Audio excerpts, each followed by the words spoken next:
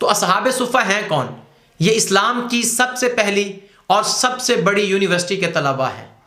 سب سے پہلی میں اس لیے کہہ رہا ہوں کہ آپ کے ذہن میں یہ آئے گا کہ سب سے پہلا ادارہ تو دار بنی ارقم ہے، جہاں پر نبی کریم صلی اللہ علیہ وسلم نے صحابہ اکرام کو تعلیم دی تھی۔ تو یاد رکھیں وہ ایک سکول ہے، وہ ایک مدرسہ ہے، کیونکہ وہاں پر اسلام کی بھی ابتدا تھی، صحابہ اکرام بھی نئے نئے مسلمان ہوئے تھے، قرآن بھی نیا نیا نازل ہو رہا تھا۔ تو اللہ تعالیٰ نے مکی صورتوں میں وہ قرآن جو مکہ میں نازل ہوا اس میں ایمانیات کو ذکر کیا، ایمان باللہ ہے، ایمان بالرسول ہے، ایمان بالملائکہ ہے، ایمان بالآخرہ ہے، ایمان بالکتب ہے۔ تو اس میں ابتدائی تعلیم تھی، اس لیے صحابہ اکرام کو وہاں پر جو تعلیم دی گئی وہ ابتدائی تعلیم تھی۔ تو اس لیے ابتدائی تعلیم کہاں دی جاتی ہے؟ سکول میں، مدرسہ میں۔ لیکن جو صفہ ہے یہ صرف ایک چبوترا نہیں ہے، اور نہ ہی صرف یہ کوئی مدرسہ ہے، یہ ایک یونیورسٹی ہے۔ اگر دار بنی ارقم میں ابتدائی تعلیم تھی تو اصحاب صفہ کو اللہ کے نبی نے انتہائی تعلیم دی تھی۔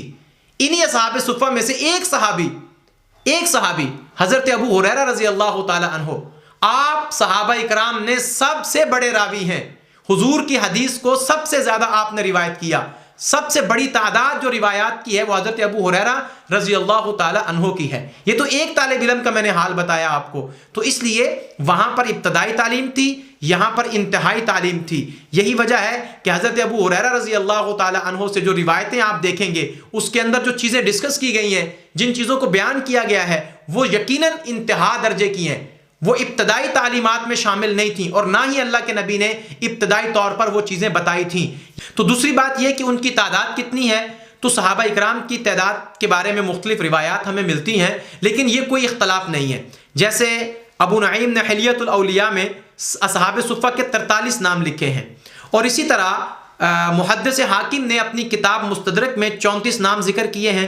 علامہ سیوطی رحمہ اللہ نے 101 نام اپنی کتاب میں جو ہے وہ لکھے ہیں، اور بعض کہتے ہیں کہ 70 من اہل الصفہ، کہ اصحاب صفہ کی تعداد جو ہے وہ تقریباً 70 تھی۔ اور اسی طرح علامہ قرطبی نے اپنی کتاب میں 400 تک اصحاب صفہ کے نام لکھے ہیں۔ تو ان تمام روایتوں میں جو اختلاف ہے، اصل میں یہ اختلاف نہیں ہے، دیکھنے والے نے جب اصحاب صفہ کو دیکھا ان کی جتنی تعداد تھی اس نے ذکر کر دی۔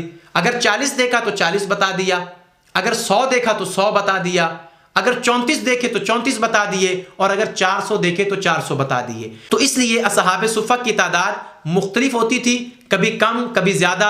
کبھی جو لوگ آتے تھے وہ تعلیم حاصل کرتے، پھر وہ چلے جاتے، پھر دوسرے آ جاتے، وہ تعلیم حاصل کرتے، وہ چلے جاتے۔ تو یوں اصحاب صفہ کی تعداد کم زیادہ ہوتی رہتی تھی۔ اصحاب صفہ اسلام کی سب سے پہلی اور سب سے بڑی یونیورسٹی کے طلباء، اور تعداد کتنی تھی؟ یہ 34 سے لے کر 400 تک تو روایات میں ملتی ہے، لیکن کبھی اس سے کم ہوتی تھی اور کبھی اس سے زیادہ بھی ہوتی تھی۔ تو یہ اصحاب صفہ رسول اقدس صلی اللہ علیہ وسلم کی یونیورسٹی کے پہلے طلباء ہیں۔